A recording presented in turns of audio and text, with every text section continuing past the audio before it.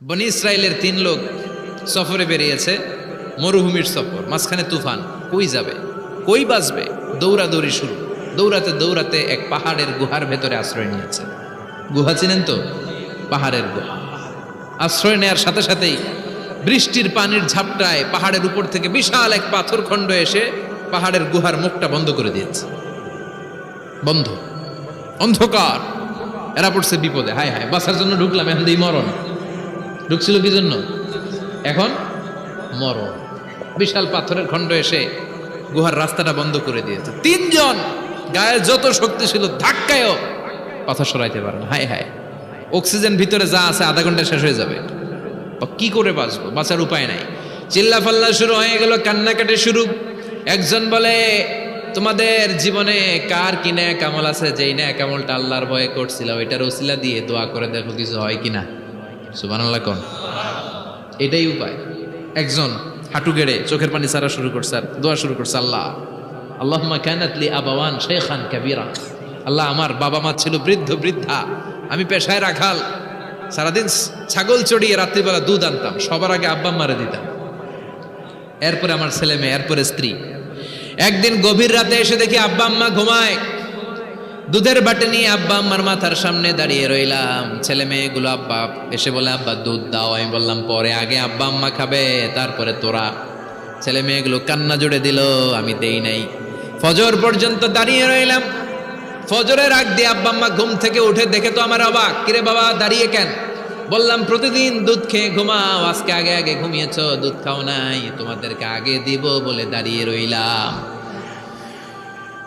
আল্লাহর ডেকে বলে, আল্লাহ ওই দিন সারা রাত দুধের বাটি নিয়ে মা বাবার শিওরে আমি দাঁড়িয়েছিলাম। ফজরের সময় আব্বা আম্মারে দুধ খাওয়ালাম, তারপরে ছেলে মেয়েদেরকে দিয়েছিলাম, তারপরে স্ত্রীর মুখে দিয়েছিলাম। ও মাবুদ, ওই দিনের এই কাজটা আমি দুনিয়ার কাউরে খুশি করার জন্য করি নাই, শুধুমাত্র তোমার খুশি ছাড়া। ওই রাতের ইবাদত যদি তোমার দরবারে ভালো লেগে থাকে, ফাফাররিজ আন্না মা নাহনু ফি, আজকের বিপদের দিনে কেউ বাঁচানোর নাই, তুমি আমাদের বাঁচাও। ফানফাজারাত, মুহূর্তের মধ্যে 1/3 বিশাল পাথর খণ্ডটা 1/3 ডান দিকে সরে যায়, এক পাশে সরে যায়। সামান্য আলো বাতাস ঢুকতে আরম্ভ করবে। এখন বাতাস ঢুকে, এখন বেঁচে থাকতে পারবে এই নিশ্চয়তা হয়েছে। সুবহানাল্লাহ কোন? এবার সে বলল, ভাই তোর কি আমল আছে বল। দ্বিতীয় জন হাঁটু গেড়ে আবার চোখের পানি ছেড়ে আল্লাহর ডেকে বলে, মাবুদ আমার এক চাচাতো বোন ছিল, কানাত লি ইবনাতু আম জামিলা ওয়া কুনতু উহিব্বুহা কাআশাদ্দি মা ইউহিব্বুর রিজাল আন-নিসা। আল্লাহ, সুন্দরী, অনন্যা, অপ্সরী, প্রিয়ংবদা, অনুসুয়া, গুণবতী, রূপবতী আমার এক চাচাতো বোন ছিল, তার প্রেমে আমি ছিলাম পাগল পাড়া। কিন্তু সে তো আমার ডাকে সাড়া দেয় না। অনেক চেষ্টা করলাম তারে পাওয়ার জন্য। চাচাতো বোন আমারে বলে, 100 স্বর্ণ মুদ্রা যেদিন দিতে পারবা ওই দিন আমারে পাবা। এবার আমি স্বর্ণ মুদ্রা কালেকশনের কাজে লেগে গেলাম। বছরের পর বছর চেষ্টা করে 100 স্বর্ণ মুদ্রা যেদিন পেলাম ওই দিন চাচাতো বোনের কাছে গেলাম, যে তার হাতে স্বর্ণ মুদ্রা দিলাম, বললাম চলো এবার আমরা অপকর্ম করি। স্বর্ণ মুদ্রা পেয়ে সেও খুশি, আমিও খুশি। সে পাইছে স্বর্ণ, আমি পাইছি তারে। গোপন একটা রুমের ভেতরে ঢুকলাম, দুজনে জামা কাপড় খুলে ফেললাম, নেকেড হয়ে পাপ কাজ শুরু করব। ইন দা মিন টাইম আমার চাচাতো বোন আমারে বলে, ও আমার চাচাতো ভাই, আমারে তুই আমার সতীত্ব তুই নষ্ট করে দিস না, ইত্তাকিল্লাহ, আমার সম্ভ্রম তুই শেষ করে দিস না, ইত্তাকিল্লাহ, আল্লাহরে ভয় কর। আল্লাহ, ওই মুহূর্তে ফিরে আসা কঠিন কঠিন, কিন্তু ইত্তাকিল্লাহ, আল্লাহরে ভয় করে, এই শব্দটা যখন শুনলাম আমার ভিতরটা কেঁপে উঠেছে। আমি মুহূর্তে তোমার ভয়ে জামা পড়ে ওই রুম থেকে চিৎকার মেরে বেরিয়ে গিয়েছে। আল্লাহ, সেদিন আমি পাপ কাজ করি নাই, সেদিন আমি মনের খায়েশ মিটাই নাই, তোমার ভয়ে সেদিন আমি দৌড়ে পালিয়েছি। ওই দিনের ইবাদতটা, আমলটা যদি তোমার কাছে ভালো লেগে থাকে, ফাফাররিজ আন্না ফিমা নাহনু ফি, আজকে যেই বিপদে আছি তুমি বাঁচাও। বলার সাথে সাথে 2/3 2/3 পাথরের খণ্ডটা আরো ডান দিকে সরে যায়। সুবহানাল্লাহ পড়েন। এবার আরো বড় ফাঁকা হয়েছে। এবার তারা বেরোতে চেষ্টা করলো, দেখে মাথা বেরোয়, শরীর বেরোয় না, হাত বেরোয়, পিঠ বেরোয় না, পা বের হয়, দেহ বেরোয় না, আরো ছুটতে হবে। এবার বাকি আছে কয়জন? একজন। সে দোয়া করতে শুরু করলো, আল্লাহ ইস্তাজারতু উজারাক, আমি ব্যবসায়ী ছিলাম, অনেক শ্রমিক ভাড়া করে একদিন একটা কাজ করালাম, সব শ্রমিকের টাকা দিয়ে দিলাম। এক শ্রমিক টাকা না নিয়ে ভাগলপুর কই যে গেছে নিজেও জানি না, ওর টাকা আমার কাছে রয়ে গেল। এই শ্রমিককে আর টাকাটা বুঝাই দিতে পারি নাই। এই টাকা দিয়ে আমি কয়েকটা ছাগল কিনলাম, এই ছাগলগুলো বাচ্চা দিল, ওগুলো বাচ্চা দিল, ওগুলো বাচ্চা দিল, দিতে দিতে বিশাল ছাগলের ডেইরি ফার্ম করে ফেললাম তার ওই টাকা দিয়ে। এক যুগ 12 বছর পরে সে এসে বলে আমার টাকা ফিরায় দাও। আমি বললাম এই যে ছাগলের ডেইরি ফার্ম পুরোটাই তোমার। সে বলে আতাস্তা জি মিন্নি, আমার সাথে ঠাট্টা করো? আমি পাই সামান্য কয়টা টাকা, এক যুগ আগে যেই টাকা পাইতাম ওইটা দিলেই চলবে। আমি বললাম ও শ্রমিক, তোমার টাকা দিয়ে আমি ছাগল কিনে ব্যবসা করেছি, ছাগল বাচ্চা দিয়েছে, বাড়তে বাড়তে বাড়তে বাড়তে আজকের বিশাল এই ডেইরি ফার্ম। এই ডেইরি ফার্মের মালিক আমি নই, তুমি নিয়ে যাও। বলার সাথে সাথে শ্রমিক আনন্দে নাচতে নাচতে ডেইরি ফার্ম নিয়ে যায়। ও আল্লাহ, ওই দিন যদি সে যতটুকু টাকা পাওনা ছিল অতটুকু দিলেই সে খুশি হয়ে যেত। শুধু তোমার খুশির জন্য পুরো ডেইরি ফার্ম আমি তারে দিয়ে দিয়েছিলাম। আল্লাহু আকবার। আল্লাহ, আজকের এই বিপদের দিনে আমার সেদিনের আমলটা যদি তোমার কাছে ভালো লাগে তুমি বাঁচাও। বলতে দেরি, মুহূর্তের মধ্যে বিশাল প্রকাণ্ড পাথর খণ্ডটা অন্যদিকে দৌড়ে চলে যায়। পাহাড়ের গুহা ওপেন, পাথর খণ্ড নাই। আল্লাহর শুকরিয়ার তাকবীর দিতে দিতে 3 জন বের হয়ে যায়। সুবহানাল্লাহ পড়েন। সহিহ বুখারীর বর্ণনা, সহিহ হাদিস। নিজের এমন কোন নেক আমল যদি থাকে যে আমলটা শুধু আল্লাহর জন্য করেছিলাম, ওই নেক আমলের ওসিলা দিয়ে দোয়া করলে দোয়া কবুল করবে কে? করতে রাজি আছেন তো?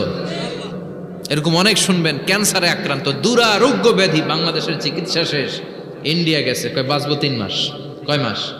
এরপরে 7 বছর বাইসা ছিল। কেমনে বাঁচল? কেমনে? দোয়া। দোয়ার পাওয়ার আছে না নাই?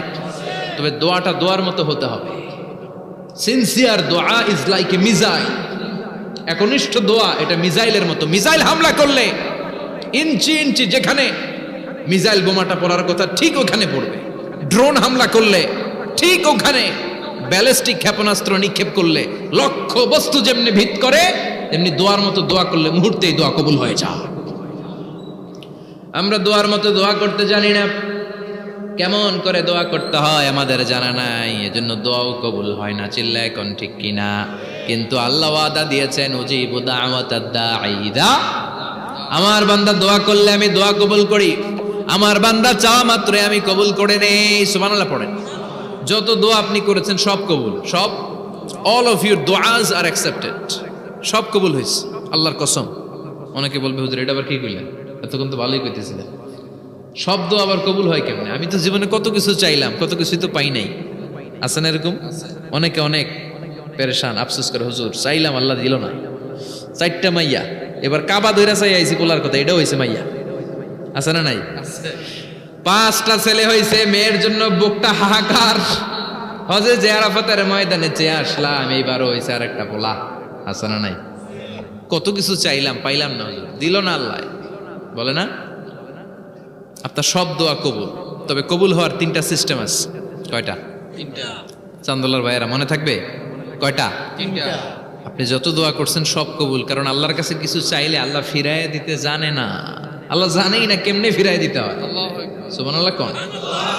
চাওয়া মাত্রই আল্লাহ বলে অ্যাকসেপ্টেড, যা কবুল, দিব দিব না এটা বলতে জানে না, চাওয়া মাত্রই বলে দিব। 3 সিস্টেম। নাম্বার 1, আপনি আল্লাহর কাছে দোয়া করলেন, চাইলেন, আল্লাহ বলে দিব, বলেই তিনি দিয়ে দেন আর আপনি খুশি হয়ে যান, পেয়ে গেলেন।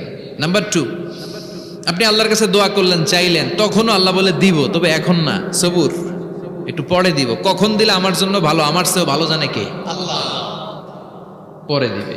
নাম্বার 3, চাইলেন, দোয়া করলেন, আল্লাহ তখনও বলে দেব, তবে এখনো না, পরেও না, কিয়ামতের দিন যেদিন বিপদে পড়বে ওই দিন দেব।